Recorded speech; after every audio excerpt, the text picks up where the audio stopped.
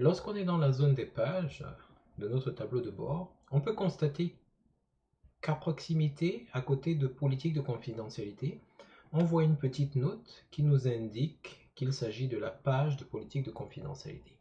Alors ces petites notes, ce sont des informations qui sont fournies par le système parce qu'il y a des pages spéciales dans un site web qui ont des fonctions bien particulières. Et le système, WordPress dans ce cas-ci, les identifie de manière très claire. Il est également possible d'identifier de cette manière-là la page d'accueil ainsi que la page qui affiche les blocs. Si vous vous rappelez, dans les paramètres, dans les réglages initiaux, il y avait une section où on avait la possibilité d'indiquer au système quelles devaient être les pages d'accueil et quelles devaient être les pages de bloc.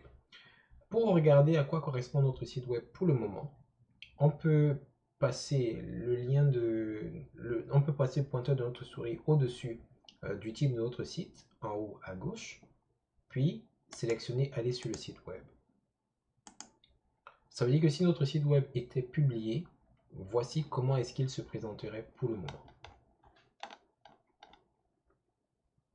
Nous allons essayer de changer cela de telle sorte que lorsque on affiche notre site web par défaut, sans préciser aucune page, que ce soit la page d'accueil qui puisse être affichée par défaut. Comment est-ce qu'on fait ceci? À partir du tableau de bord, on se dirige dans les réglages, puis lecture.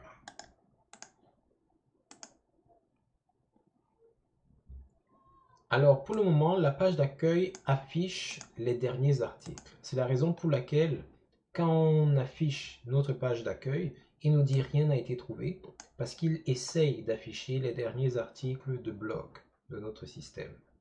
Ce n'est pas ce qu'on voudrait. Donc ce qu'on va faire, c'est qu'on va lui demander d'afficher une page, mais la page en question, nous allons la désigner comme étant la page d'accueil. C'est la page qui s'appelle accueil dans notre système. Et la page qui va afficher les articles, ce sera la page blog. Nous allons enregistrer les modifications.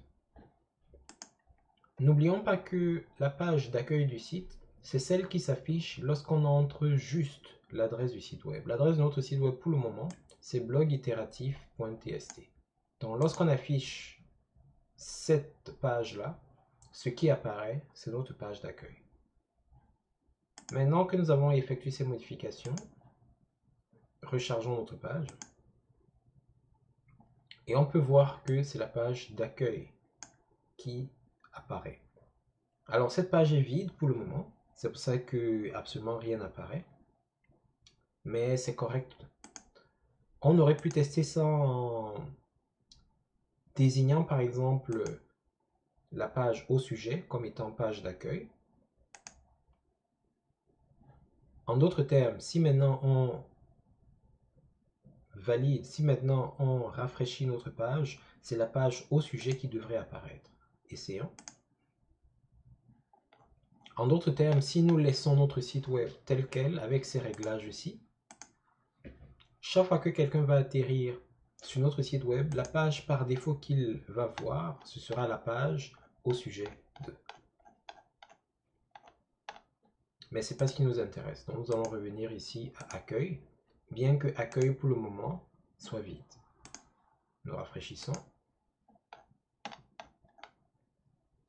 Et accueil est réglé tel quel.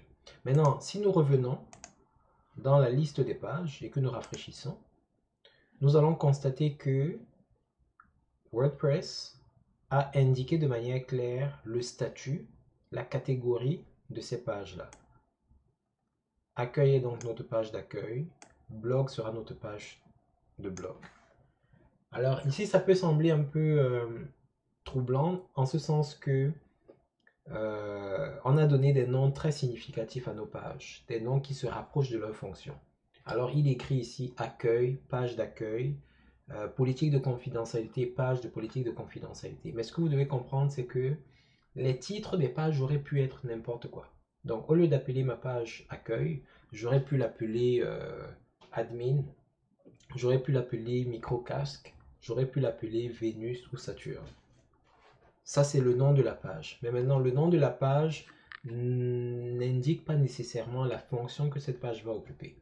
D'une part. D'autre part, euh, n'importe quelle page de votre site web, à un moment donné, peut devenir la page d'accueil.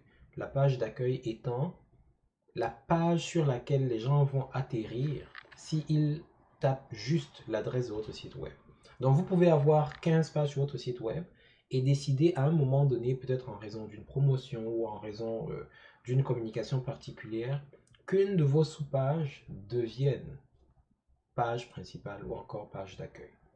Donc cela se fait dans les réglages, option lecture, et il suffira de choisir page statique et d'indiquer dans le menu déroulant de page d'accueil laquelle de vos pages vous voulez consacrer comme page d'accueil. Et tant que ce réglage n'est pas changé, c'est cette page-là qui accueillera tous vos visiteurs.